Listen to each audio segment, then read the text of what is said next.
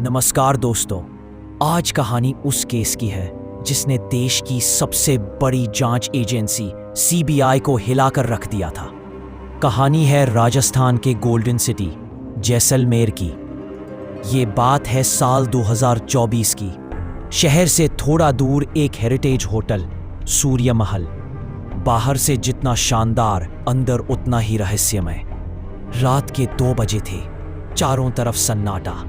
अगले दिन सुबह 9 बजे एक खबर ने पूरे देश को चौंका दिया। देश के जाने माने सबसे अमीर बिल्डर विक्रांत भल्ला अपने होटल के कमरे में मृत पाए गए। ये सिर्फ मौत नहीं थी, ये एक खून था।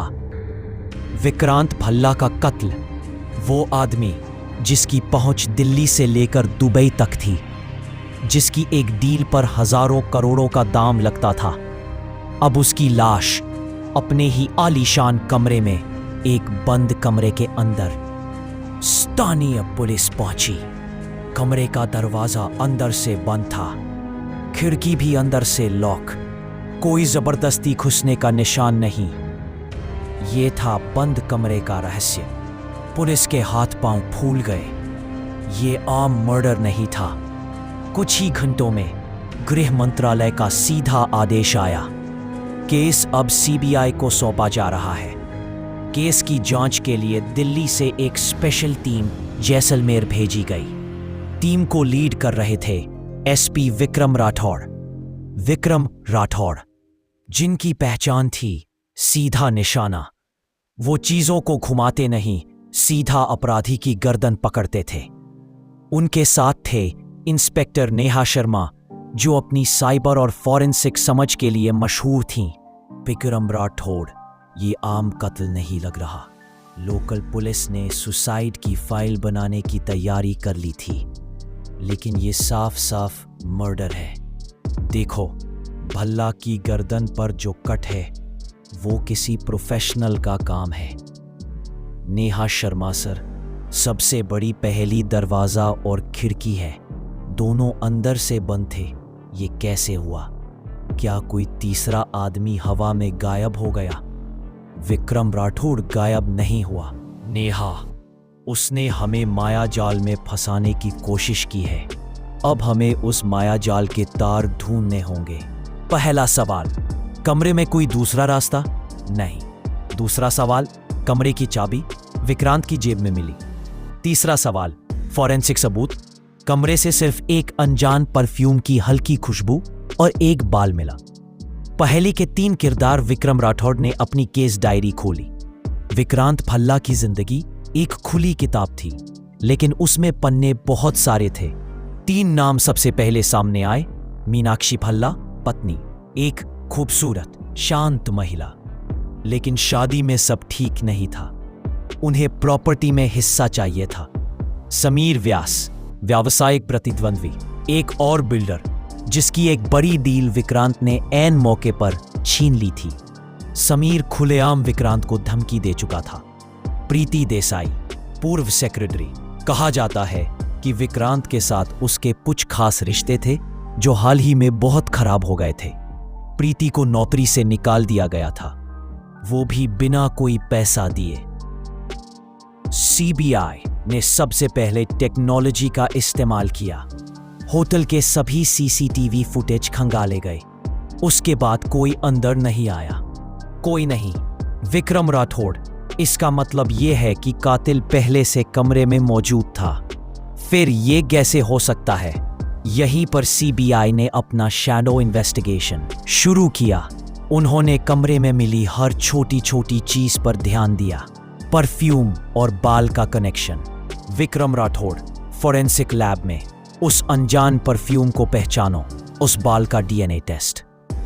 कुछ ही घंटों में रिपोर्ट आई जिसने सबको चौंका दिया। परफ्यूम, ये एक बहुत ही महंगा लिमिटेड एडिशन परफ्यूम था जो सिर्फ 100 लोगों के पास था। और बाल का डीएनए, वो किसी आदमी का नहीं था, वो प्रीति देसाई, पूर्व सेक्रेटरी के डीएनए से मैच करता था। लेकिन प्रीति तो उसी रात दिल्ली में थी, उसके पास एलिबाई था। विक्रम राठौड़, ये केस अब सिर्फ मर्डर नहीं है, ये एक फुल प्रूफ साजिश है। विक्रम राठौड़।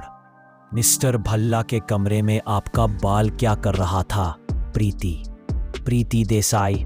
मैं 1 हफ्ते पहले वहां गई थी, शायद तब गिरा होगा।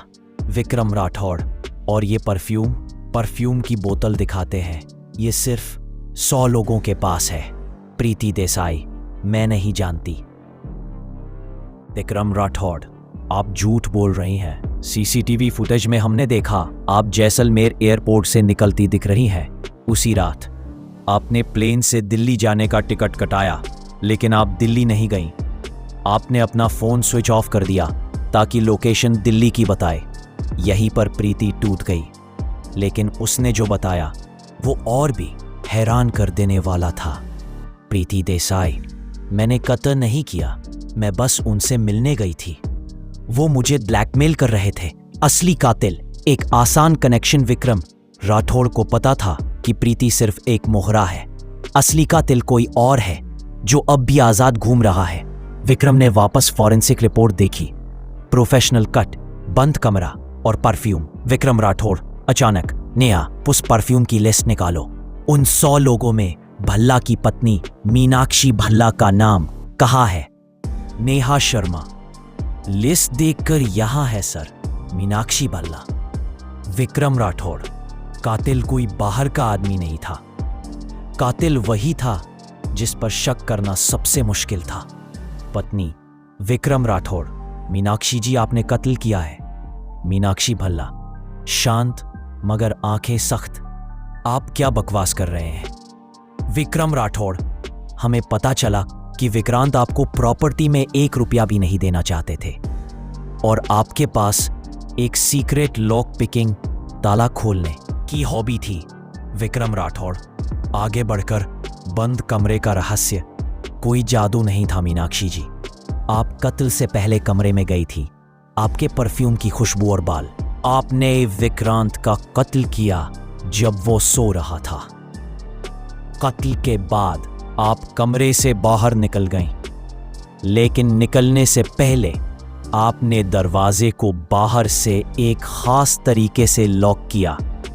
फिर अंदर से लगी हुई चाबी को नीचे से एक पतले तार की मदद से खींच लिया।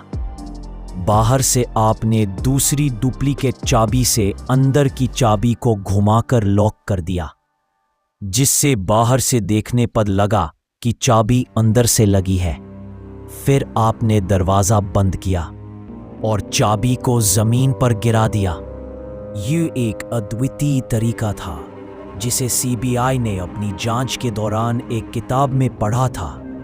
इस सबूत के सामने मीनाक्षी ने अपना गुनाह कबूल कर लिया। उसने माना कि उसने एक प्रोफेशनल शार्प शूटर से ट्रेनिंग ली थी ताकि वो इस अपराध को एक सुसाइड या एक्सीडेंट दिखा सके। ऑपरेशन मायाजाल खत्म हो चुका था। सीबीआई ने साबित कर दिया कि कोई भी अपराध परफेक्ट नहीं होता।